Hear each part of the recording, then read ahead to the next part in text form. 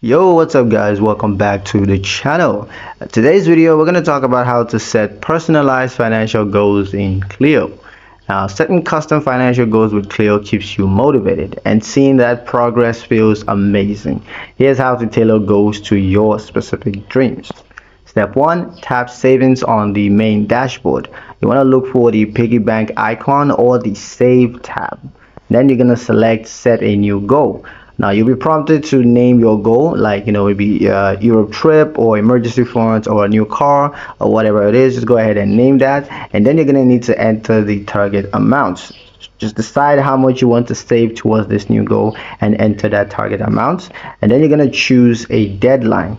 Now adding a date gives Cleo the info to help pace your savings. It's always a good idea to have this. It's not a must, but it's something I'd recommend you doing. So by setting a specific deadline, you're giving yourself a specific target and pace to work with.